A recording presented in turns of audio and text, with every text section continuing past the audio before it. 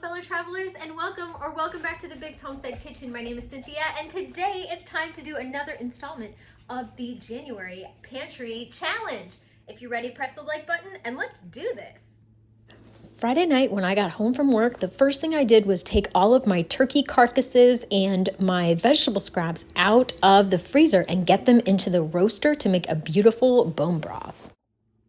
That bone broth came in handy because when my son was ill, I was able to leave some of the warm bone broth outside of his door so that he could go and grab it and get feeling better quicker. And there is the bone broth all canned up and ready for the shelf. The jars have been washed. I got 3 jars of turkey bits with the broth, and then I got 4 quarts of broth. New Year's Eve, we didn't do anything fancy at all. We ate leftover lasagna from Christmas that I had in the freezer and went to bed early. January 1st, every year, Mr. B and I go to the beach to watch the sunrise, and then we head to IHOP for pancakes. We always start off our no-spin challenge by going out to breakfast.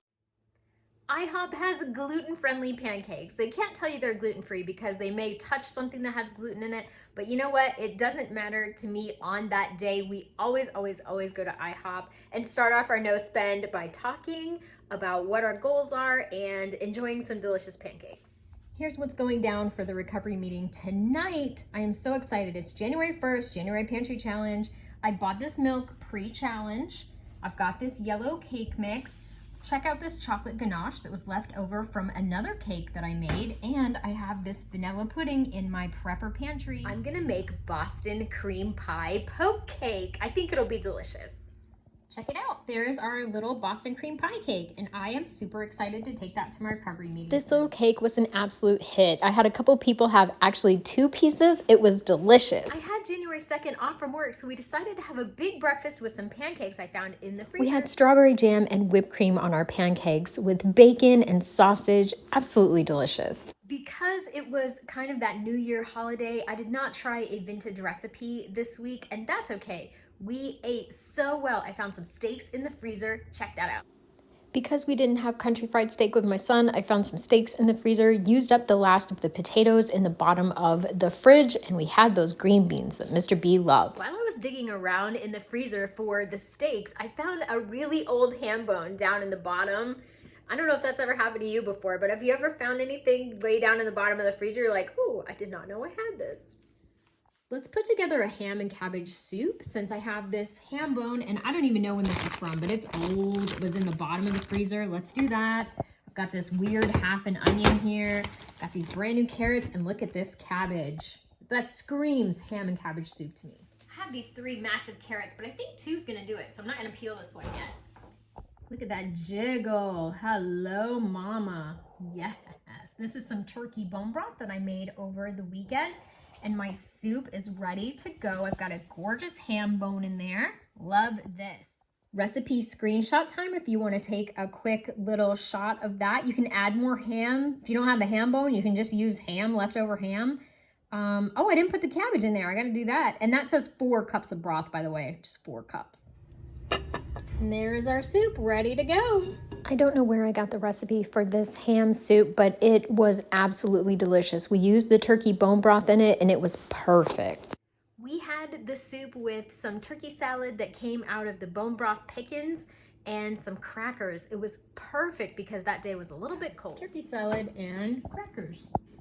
Total, I'm gonna say, is $3 for the crackers. This, maybe 50 cents. On Wednesday, we had ham, sweet potatoes, and we had some peas, and I didn't get any pictures of that because it was like a very busy day. However, you can just imagine in your mind ham with some sweet potatoes in the air fryer and some peas. Looks like a pretty nice dinner. Little vegetable, zucchini, red onion, tomato, some mashed potatoes, and some chicken, and I have a turkey burger and roasted vegetables with a little cheese on top and some mashed potatoes. There we go. So that is what's for dinner. That first week of the Pantry Challenge. It was a very busy week. We were both back to work. It was kind of crazy, but you know what? It was the good kind of crazy. I'm very thankful that we both still have jobs. Now let's get into Friday night and Friday night dinner. On Friday, I stopped at Publix before work and I got this Mexican crema stuff and I got this sour cream because we were having nachos and my total was $5.46. We have another meal, chili, coming up next week that I wanted the sour cream for as well. And Mr. B loves that Mexican crema, so I picked it up for him as a treat. Last time Mr. B got nachos at a restaurant, we were terribly disappointed. I usually make nachos at home and they're 10 times better than a restaurant. Have you found that recently? That restaurants are just awful? There we have it. That's the What's for Dinner, the very first week of the January Pantry Challenge. I hope that you're doing the Pantry Challenge. I hope you're rocking it. And thank you so much for staying until the end of the video. Oh my goodness, I'm so excited for January Pantry Challenge, and we were talking yesterday about doing a February freezer challenge, and how fun would that be to clean the freezer out and get everything into jars. Anyway, thank you everybody, and remember, no matter where you roam, you can always find your way back home to the Biggs Homestead Kitchen. Bye!